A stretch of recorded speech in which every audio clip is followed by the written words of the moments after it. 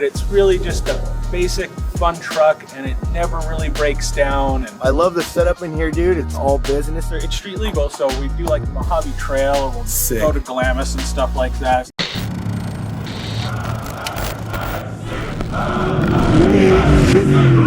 What's up, guys? We're over here with JPL, the Joe Pecora himself, long lost internet friend right here. We're gonna check out this single cab F-150. This thing looks really awesome. You've been into like off-road racing and pre-runners for a bit, right? Yeah, I've been on. Yeah, like where? Like, can you quickly tell us like how you got into this stuff? Or we did racing back in the MDR days and stuff like that, and then did some more racing with just me and different buddies and stuff. We'd partner up kind of on trucks, and it's a big team effort when you're doing low budget racing, so it kind of feels like everyone's involved. But we had a Tacoma. It was my one buddies that we fixed up. We were racing that, and then I had a Toyota pickup after that. Well, one of them was linked, and the other one was a leaf spring truck. But then we did like a Rage at the River, just all the fun races. Yeah. We kept the brutal stuff down to a minimum. I did want to race in Barstow though, so that was pretty cool. So here you are, man, all this time later, still doing what you do. We got the Tundra over here. Let's hop into it. So did you build this truck yourself, or? This is my friend's truck, and I built the whole truck for him about 10 years ago, and it's just been kind of refining little things here and there, but it's really just a basic fun truck, and it never really breaks down, and it's just, you get to go out and have fun in it. It doesn't have enough power to brake itself, and it's, rips. Yeah. So what motor's in it? It's a 4.2 V6. Okay. We have some plans to go a little crazy. We have a supercharged Lightning engine in the garage. Wow. But, we're trying to decide if we're going to fully commit to that or not. It's hard when you have something that's working. It's if it goes and everything's fine, why change it, right? 10 years snowballs real quick in a truck build. Right. And you could, hey, we're just going to do this motor swap and real simple. And then the rear axle blows up. You need an $8,000 transmission. Right. Or you think it's going to be simple, and then like 10 years later. Right here, I'm living proof of that. Don't do it if it works. For the love of God, don't do it. For the love of God!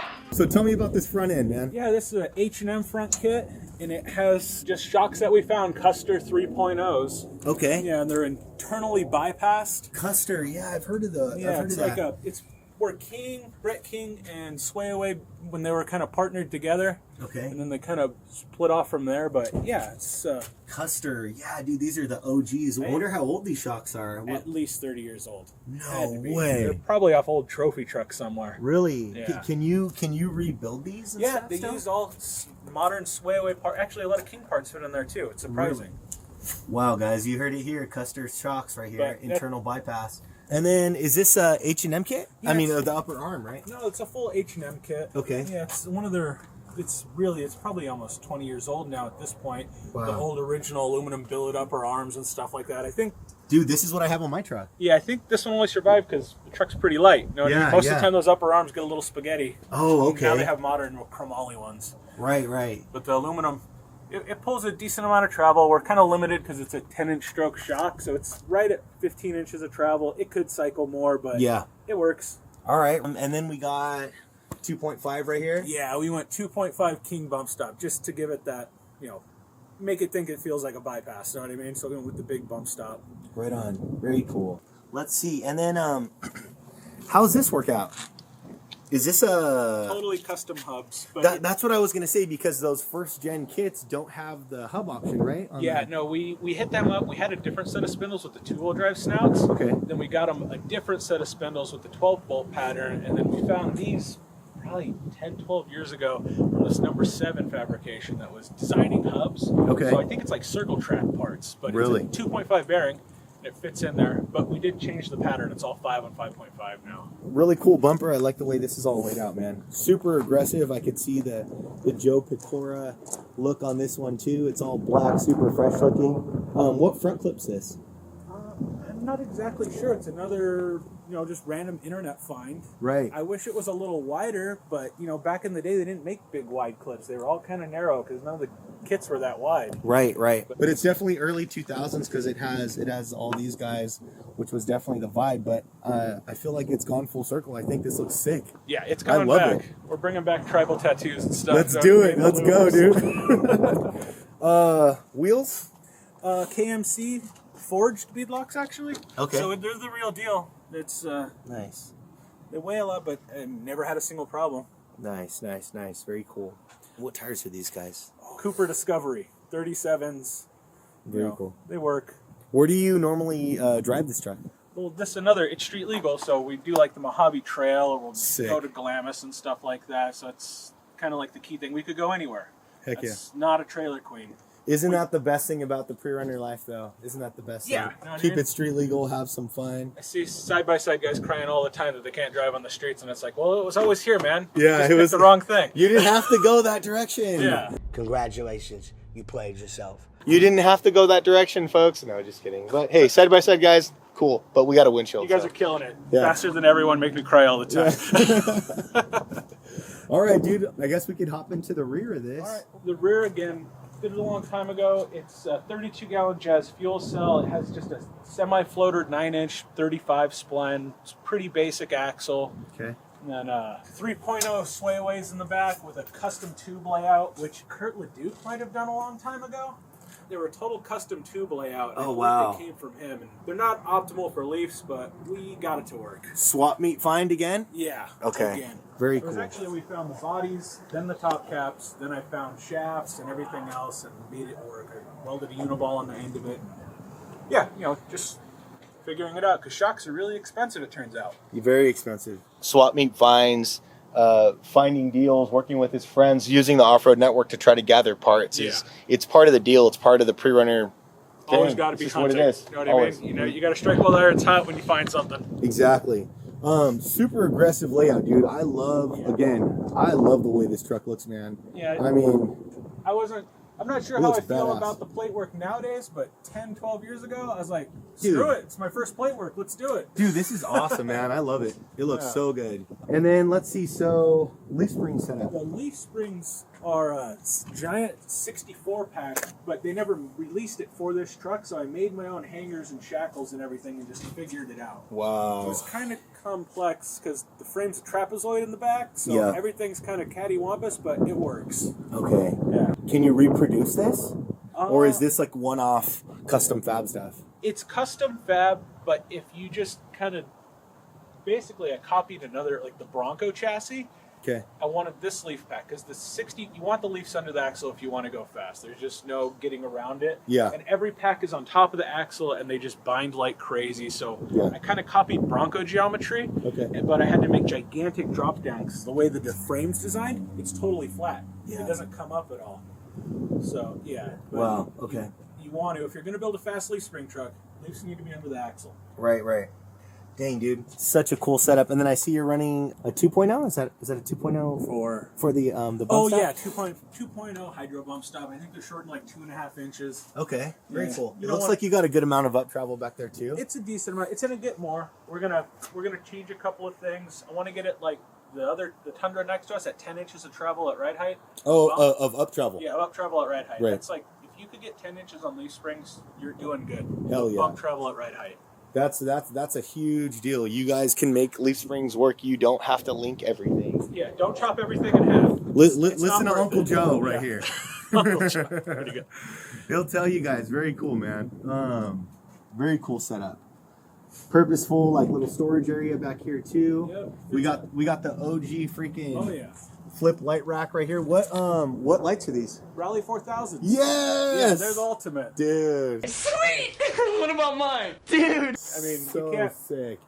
LED bars are cool, but nothing's gonna beat old school truck with Rally 4000s, and it's on an actuator. 2000 Prerunner guys Yeah, rule. for Boom. sure. You need to hit that mountain 3 miles away. Rally 4000's gonna do it. Right. I don't know why I need to, but it's gonna do it. Dude, I don't know. I love those lights. I love that setup. I love that it's like right behind the cab. This is just so period correct. This truck is so freaking awesome. I would, if I seen you, man, I'd have to pull you over and be like, Yeah. "Can I take a picture of your truck?" Right. Such a rad truck. If you guys see Joe, say hi, give him a high five, and take For a picture sure. of the truck for sure. So you were saying you were going to change some stuff on the rear? I'm gonna C-notch the frame. Okay. Because I'm not exactly. The leaf springs have more arch left in them at Okay. full bump. You could go to where they're completely flat. So I'm gonna C-notch it and gain a little bit more bump travel because we're a little bit too much in the bump zone on those shocks. Okay. You want to keep a decent amount out of the bump zone, otherwise you feel it. Right. If your shocks are valved right, you're gonna feel the bump zone, and you don't want to live in that. Right. So Joe, tell us about this bumper, man. Evan digs it. Yeah, I dig it. I definitely wouldn't want, to hit the back of this beast. Yeah. Tell us about it, man. At one time, it was just the center section. Okay. But then the whole bedside got cleared off, backing into a trailer. Oh, shoot. So I was like, you need more, more aggression back there so you can back into anything. And Yeah. then somehow Any trailer. Any trailer. So I came up with this crazy whale tail. Let's It's go. it's unique, that's for sure. It's something. Yeah, no, dude, this is cool, man. I'm digging it. Very cool. And then, most importantly, Don't forget your pop topper. yep, if you guys want some cola or pop, Road sodas. yeah, road sodas, there you go. All right, Joe, take us through the inside of this thing, man. Well, all right, dude. So Very cool. the interior kind of follows the same formula. Just keep it basic and gutted all the interior sheet metal, so it's just the outer skin. Right. And then I went to really aggressive on the door bars. Okay. I don't know why I went that aggressive, but they're there, and I think it could roll over at a pretty high speed having the secondary A-pillars. I mean, if you can, do them, because nothing's going to be stronger than that. Right. Doesn't matter what this first tube's made out of. If you could get that secondary A-pillar in there, Yeah. you're solid. You're good. Another tip from Joe, man. He's telling you guys what to do to stay safe out there. You better safe than sorry. Rather be a little uncomfortable getting in, right? Yeah. And then being really uncomfortable after a crash. Yeah. You So. want to keep your head away from these top tubes. Right. Drop those seats down low. Yeah. And you want to be able to wear a helmet and keep your, Yeah. some Be- distance between there. Be comfortable. Be comfortable. For Very sure. cool. I love the setup in here, dude. It's all business in here, but I still do like how you have the stock dash. I love these side doors, like this material, whatever. This looks pretty cool. Yeah, we had to ditch the stock panels just for the aggressive door bars. Yeah, it comes out. We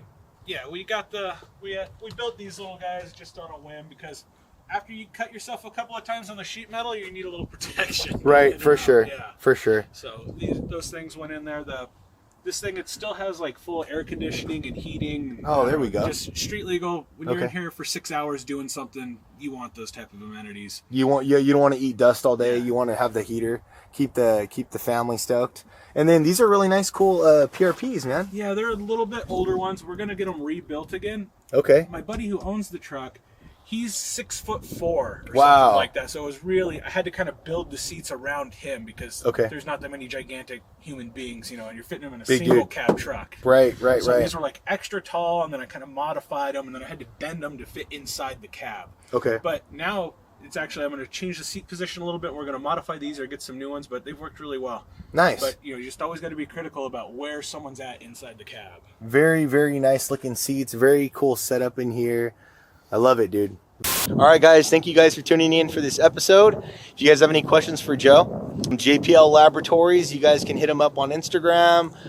Maybe he'll be live in the comments. Yeah, I'll check the YouTube comments all the time. There we go. Heck yeah. I gotta watch the video a bunch. Yeah. Check myself out. Right on. There we go, dude. Share it with the fam, something to remember. Thank you guys. This episode is super cool. I'm a super big fan of this truck. It looks really, really cool. I love how aggressive it looks. If you guys know who made this glass, maybe you guys can help us. Who knows? Hopefully we'll catch Joe in this truck and the Tundra in the desert. And yeah. Cool, guys. Thank you, guys. We'll see you guys. Check out the website. Check out all that good stuff. Like, subscribe, comment. Helps us out. It helps us to create this kind of content and keep you guys informed with cool trucks like Joe's. See you guys later.